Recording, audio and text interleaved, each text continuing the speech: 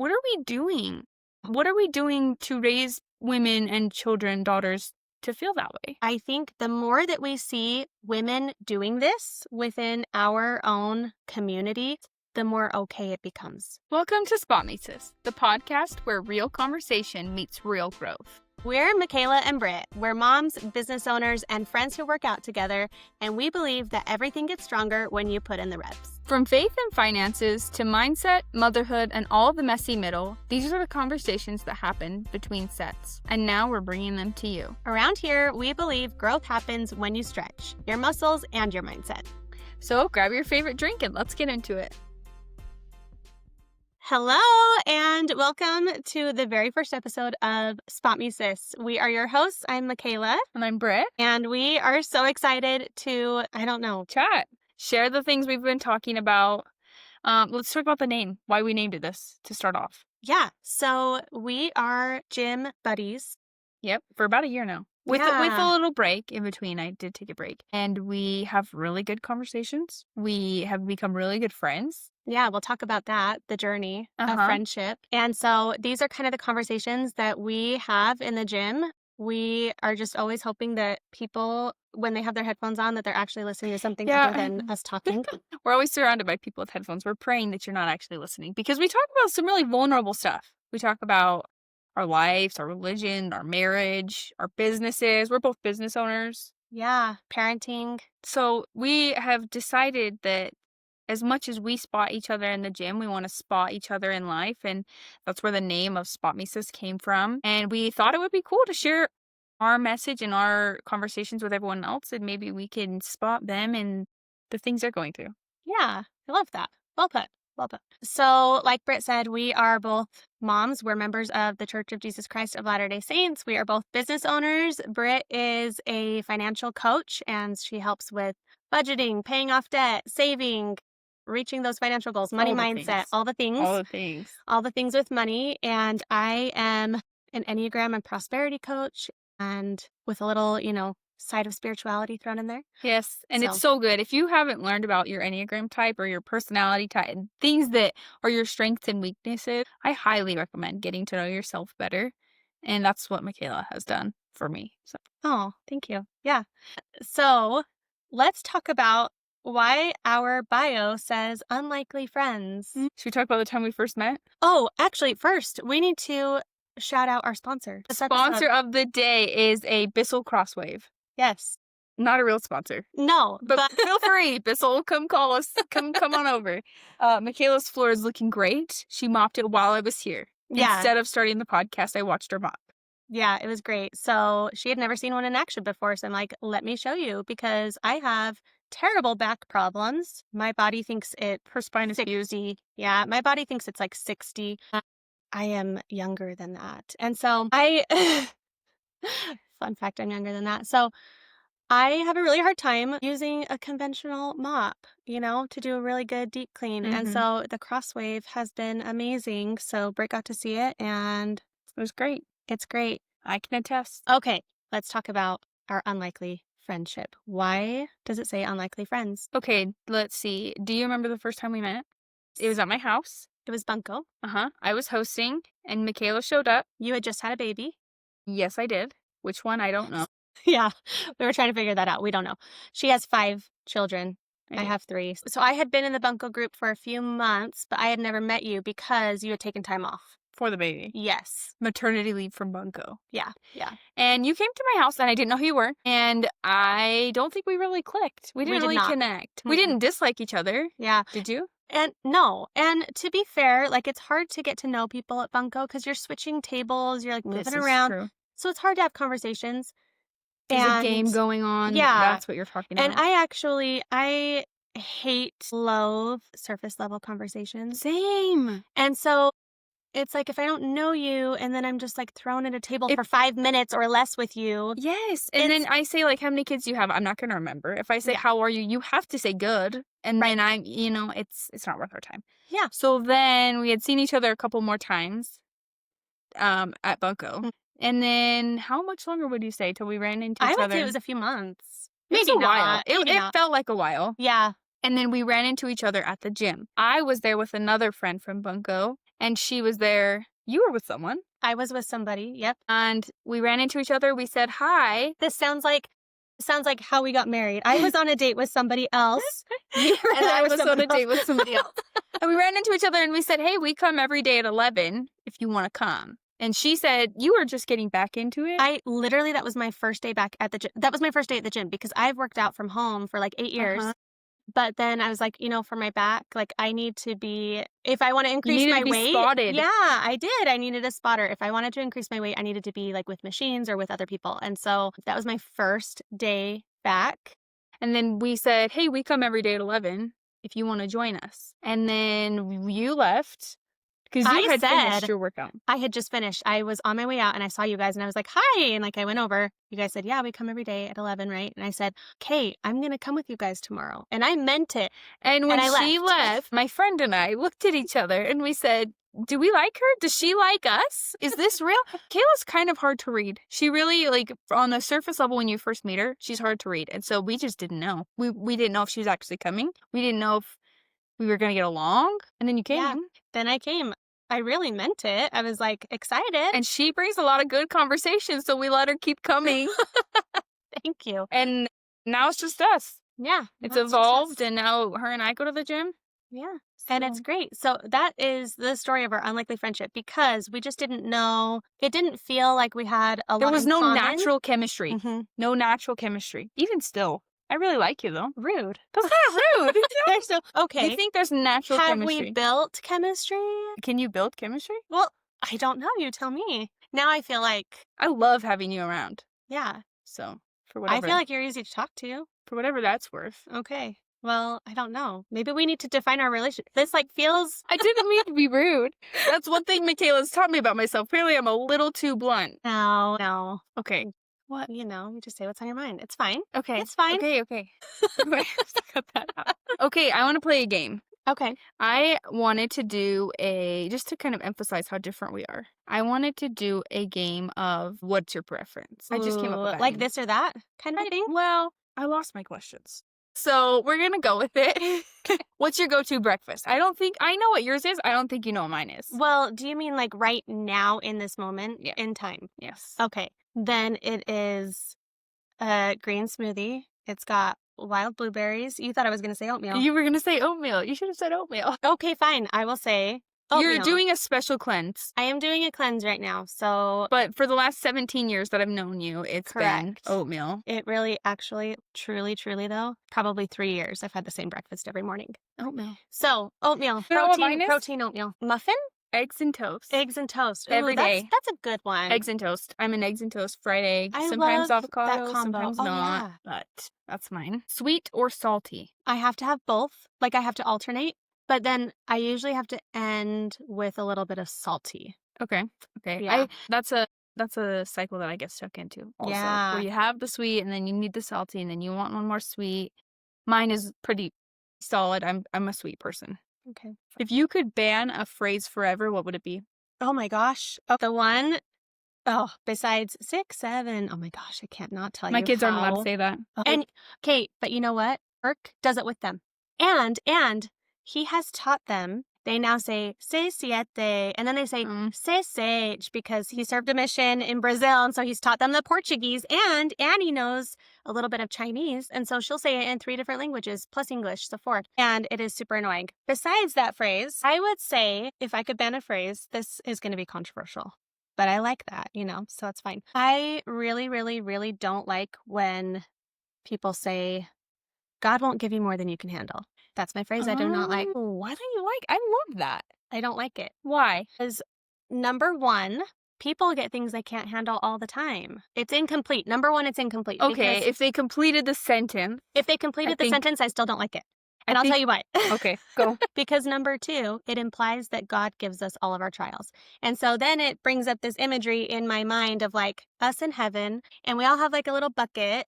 And he's like, you get this thing because I think you're strong enough to handle that. And you get this because, I don't think you're quite as strong, so you don't get as many hard trials. Like, I think that's very unfair to imply that just because people are stronger, they get worse trials. Does that make sense? Like, God is not the one who gives us all of our trials. Some of the trials are literally because we're here on earth, because we're in mortality and things Well, happen. would you say that God allows us to have trials? Yes, Okay, yes. so he doesn't give them to us, he does allow them to us to have them.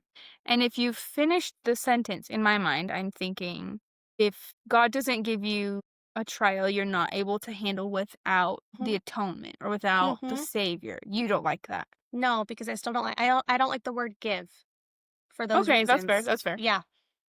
Okay. Mine's a lot less serious than that. I hate it when, people say "especially," Oh my gosh. and if I had to pick a phrase, it would be, "I know that." My kids say that all the time. "I know Okay. that." "You didn't know that." "No, you literally didn't know that. I just told you." My kids say I know that all the time, and I'm like, "If you knew that, then why aren't you doing it? Or why am I reminding you again?" Those Oh, it yep, drives me crazy. Especially, oh, I hate that. especially The one that I cannot stand is when people say why instead of while. Have you heard that? yeah, I They're like, think I might have done that. why I was gone. I'm like, Okay, maybe I don't do that. why were you gone? I don't know. No, it's while I While was I was gone. gone. But I am like a grammar, I don't know. You are Yeah, I'm a stickler for that gonna write a stuff. book one So day. maybe. You have any more questions? Reality TV or documentaries? Ooh, ooh. Sometimes I'm in the mood for a trashy reality TV show, I'm not gonna Mhm, lie. mhm. But typically documentary over reality I TV have for the sure. exact same answer. I could watch a reality show any day of the week, any time of the day, but I will always enjoy a Mhm. documentary more. Yeah. Okay. So let's talk about a conversation that we had at the gym Mhm. recently. Okay. And it was about women in the church, Mhm. in the Church of Jesus Christ of Latter day Saints specifically, and just some of the issues that we feel like we see culturally. Let's talk Okay. about that. Okay. I want to start with women and their tendency to feel like they have to make themselves small. I've been on this journey the last year and a half of becoming independent, becoming who I am, enjoying the things that I enjoy. And with that, starting my business. And with that, I've received a lot of what feels like pushback because I get a lot of comments from other moms. It's always other moms. Mhm. Sometimes it's men, but it's usually other moms. And they say things like, "Oh, how are you going to do that with your kids?"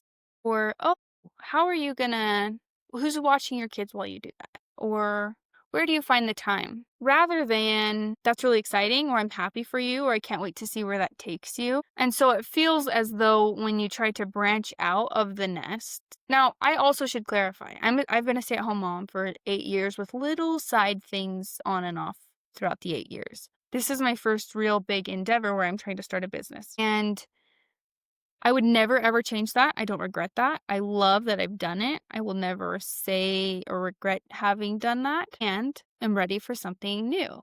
Yeah, it's the power for me, it's like the power of and. Yes. And I will say, going back to the messages like that you've got from people, right? Mhm. The comments. Mhm. Sometimes, because I have been in a space where like just see someone who seems like they're doing it all, and I want that. So out of curiosity, not out of judgment, I am asking, how do you do all of that? Like how, right? Mhm. Because I want to know. So I feel like sometimes it is out of curiosity. Do The you think you can comments, tell the difference? yes. And so I was going to say that, like, sometimes it is the curiosity, right? But then sometimes it is out of judgment, like the, well, who's watching your kids, right? Yes. Yes. And Yeah. maybe I didn't get my tone right, but that's how the tone has come across to me many Yeah. times. Yeah. And so the power of and, like, I really, really like that, where you can be a great mom, you can be a stay-at-home mom, and you can have a hobby or a business or whatever it is, right? It doesn't have to be a business, but you can have something that is for you so that you are not losing who you are outside of being a mom and a wife. And we talked about this at the gym. And what is it about being a member of the church, or at least in our community, that makes us feel like we need to be small? Because you and I have different experiences. You were raised in the church. I was not raised in the church. And yet we've both had experiences where we felt like being bigger was Like, not wrong. okay. Yeah. Yes. That was so fascinating to me because we were talking about this, and I thought for sure it was messaging that I had had growing up, Hmm. right? But then you were like, no, I have felt the same way. And yet you I wasn't in Young you were Women's. not I in Young Women's, you wasn't. didn't go through primary, you didn't go through these things where you Hmm. would have maybe picked up on some of that messaging. And so that was fascinating where it's like, okay, then if it wasn't at church, and I want to be really clear that I do not believe that doctrinally these things were Right. true, right? Right. But culturally, things were being spread, right? That like maybe was not quite accurate. And so if it wasn't happening at church in those places, then how were you feeling that How is being it coming baptized at across to 19? 18? Yeah. So like where is it coming from, right? Right. So we talked a lot about that, and it was I feel like it was really clear that it was women culturally. So I haven't told you this part because we've had this conversation before. And I was driving my 8-year-old daughter to dance on Monday, and she was singing in the back seat of the car, making up her own song, singing her own words. And she was singing the words were, I don't want to be small anymore. I want to be big. I don't want to hide. I don't want to be shy. I want to be big and I want to have people see me. And there were some sad parts to the song where she said, people don't care about me, but I want people to care about me. And I just let her sing. And it was, to clarify, very clearly written by an 8-year-old. It wasn't a song that she had heard. And I was blown away that she was feeling that. Her own words, I don't want to be small anymore.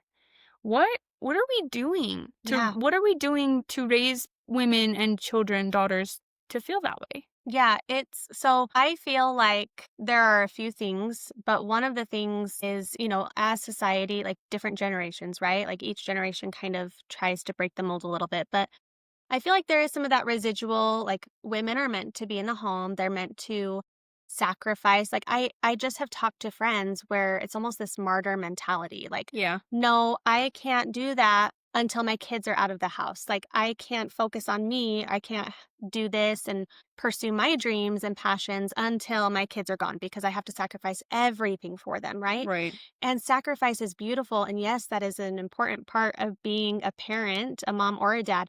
But we were never asked to sacrifice Our the desires identities. and our identities. And I want to also say our desires were given to us by God. We are to be good stewards of, because we both, you and I, desire to start a business. Not everybody has that desire. Right. And so, but other people desire other things. And those are all given to us uniquely. We are all different in that way.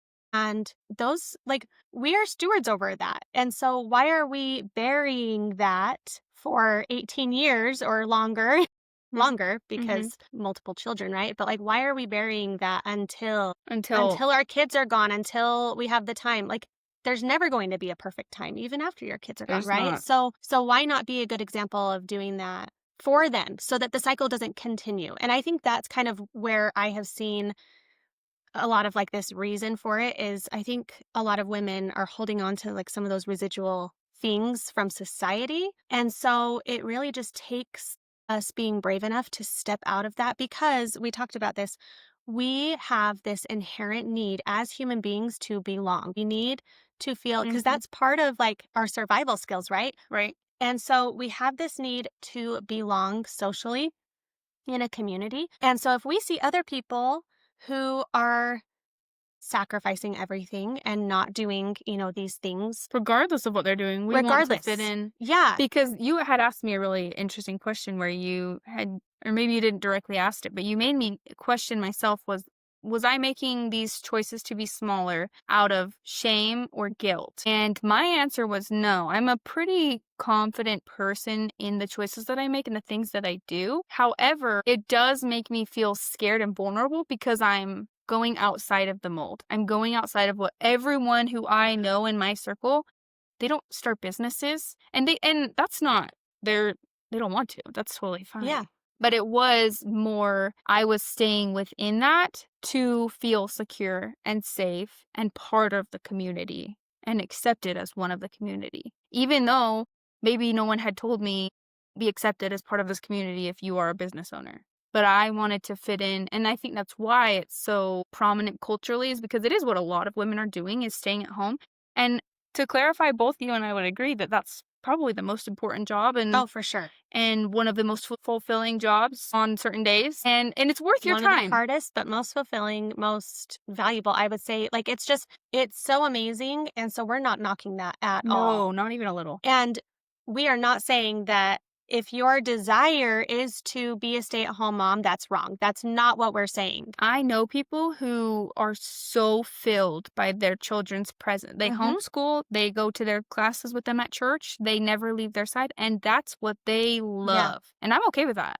I'm here for it. Yes, I'm totally okay with that. And who are you without your children as well, right? So Mhm. there still is that really important element of self there that Mhm. you need to discover, because I think this is why, when you talk about empty nest syndrome, it's because you have given everything and have put yourself on the back burner. And then it's like, who am I? You have this like identity crisis, right? Mm. Because you have not gotten to know who you are as an individual and have really cultivated those desires and passions that God gave you. And so then you're left with like, what now? Who am I? Right? Can I say that I have entirely lost myself in motherhood? Hmm. And when I had my fourth child, I went in a downward spiral, postpartum depression, anxiety, all of the things. And I told myself I would never get to that dark of a place again. And really, what it comes down to is the habits that I was living beforehand while I was pregnant with my fourth and then right after him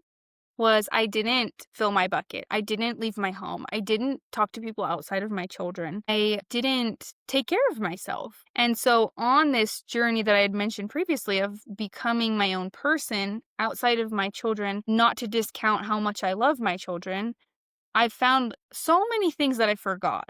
Like, how much do I love listening to music in the kitchen? How much do I love being loud and having a good attitude? How much do I love leaving my home for a little bit and having a job or starting a business or talking to people about money? I mean, honestly, those are the things that I love. So, Yeah. I don't know. I think we're just here to share that message that don't be small. Don't try and fit into what everyone else is doing and be excited about what you do. And if you're not excited about what you do, maybe do something else. Maybe Yeah. add something too. And own it. Like, make your choice Because and if then own it. we have a culture where women can do what fulfills them all while still I don't want to get too feminist. Can I say that on here? Yes, because I agree. Okay, we are true feminists if you actually look at the true definition, but But not in the way not the world not modern not modern feminists. feminist. No, divine feminism. Can we Div just call it Can we that? coin it? We're coining Divine well, let's put it in our trademark bio. trademark it right now. That's it. That was Don't really you good. ever copy that without quoting us. Divine feminism. I really think that's what it is, though. Like, we want to fulfill our roles that we were given by God, and we are also individuals with desires that you had mentioned, given by God. Mm. Naturally, it's gonna look different for each person, and so to just be comfortable in what that is for you, I think is a really good strength that we can have, that we can raise our daughters in, to also feel like they don't have to fit in, keep Or up, hide. or Themselves hide, make small. themselves Yeah. small. So, just as an example of women who are stepping into, I don't love stepping into their power, but like stepping into their divine roles and what Mhm, they've been given, right? mhm. I love Camille Johnson, who is the current Relief Society president of the church. I love her. And she's incredible. She is an attorney, or I didn't know she this. was an attorney for almost 30 years. Okay. And I love this because I think the more that we see women doing this within our own culture and society and, Mhm. even like local community, the more that we can see women doing this, the more okay it becomes, right? Mm. Instead of like this group mentality of, oh, I don't want to leave the pack, I don't want to leave the group and Well, be different. and to clarify, if you're using her as an example, clearly having a career or a passion project or whatever you want to call it does not inhibit your ability to serve the Lord. Yep, As long exactly. as your priorities are straight, you can do both. And I think that's what we forget is that if I do this, I lose this. Yes. And it's the and again, Yeah. because I can't remember who I learned this from initially, but I love this concept or this thought that God uses people in so many different ways based on the desires, passions, strengths that He gave them. So you can serve the Lord as a stay at home mom. Yeah. You can serve the Lord through a clothing business. You can serve the Lord and, like, not just serve the Lord, but you can further His work and have your own ripple effect through whatever it is, because if he gave that to you, then you are uniquely called to serve him and to help further his work in that sphere. Yes, and then it's like the parable of the talents. You don't want to hide them. You don't want to bury them. You want to use them and multiply them and come back to the Lord with more than he Yeah. gave you. And I will say also with that, with the parable, so one hid the talent, right? Mhm. Buried it. One just used the one he was given, but then one multiplied and magnified, right? Mm. I would say also don't compare. Oh, for Don't sure. compare your talents with And others, that which is a goes message for me, okay? I'm saying that because I need that message. and that goes with everything we've been saying. Is if you stop looking at what everyone else is doing and then you have a divine conversation with God and you say, "What am I meant to do?" He'll tell you. He'll tell you and you can do it and maybe that will look very different from the girl next door. Mine does, but that doesn't mean that it's wrong. Yeah, I love that.